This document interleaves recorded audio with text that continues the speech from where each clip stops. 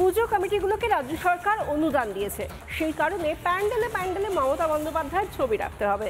এই হুঁশিয়ারি আগেই দিয়েছিলেন তৃণমূল বিধায়ক নন্দকুমারের তৃণমূল বিধায়ক এর আগেই এই হুঁশিয়ারি দিয়েছিলেন। এবার তার পাল্টা জবাব দিল বিজেপি, যাতে রাজনৈতিক তরজা তুঙ্গে।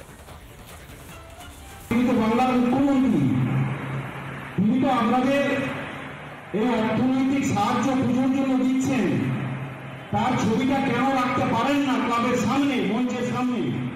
কিসের বাধা আমাদের? মমতা বন্দ্যোপাধ্যায়ের ছবি কিসের জন্য রাখতে হবে? কিসের জন্য? কারণ মানুষের করের টাকা রাখতে হলে সেই সব সাধারণ মানুষ যাদের টাকা দিয়ে আপনারা এইসব ভোট কেনার ফিকির তুলছেন তাদের ছবি রাখুন। পুজোয় প্রতিমা কিংবা দেবী দুর্গা নয়, গুরুত্বপূর্ণ মুখ্যমন্ত্রী, তার ছবি রাখতেই হবে, হুমকি দিচ্ছেন তৃণমূলের বিধায়ক। নন্দকুমারের বিধায়কের এই মন্তব্যের ভিডিও পোস্ট করেন বিরোধী দলনেতা।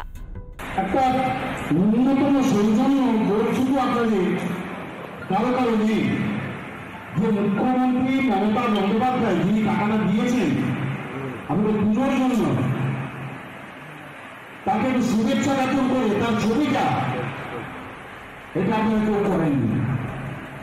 পুজো অনুদান তো সরকারি টাকায় হয়, সেই টাকা আসে সাধারণের কর থেকে, সেটা তো মুখ্যমন্ত্রীর ব্যক্তিগত তহবিল নয়। এই প্রশ্ন তুলে সুর চড়িয়েছে বিজেপি।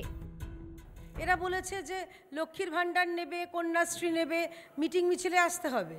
এরা ভুলে যাচ্ছে যে টাকাটা এদের নয়, টাকাটা আমার আপনার টাকা, মানুষের করের টাকা। এরা সেই টাকাকে নিজের বাপের সম্পত্তি ভাবছে। শ্রী সাথী ভাণ্ডার এই সবই তৃণমূলের হাতিয়ার, সবেরই খরচ দেয় সরকার। এসব নিয়েই চলে তৃণমূলের প্রচার। কর দেয় জনতা, ফল খায় মমতা, এটাই চায় ঘাসফুল। তাই দুর্গা মণ্ডপে মুখ্যমন্ত্রীর ছবি রাখতে হুমকি দিচ্ছেন নন্দকুমারের তৃণমূল বিধায়ক। রিপাবলিক বাংলা। নানা ধরনের কন্টেন্ট দেখার জন্য লাইক করুন, শেয়ার করুন আমাদের ফেসবুক পেজ, সাবস্ক্রাইব করুন আমাদের ইউটিউব চ্যানেল।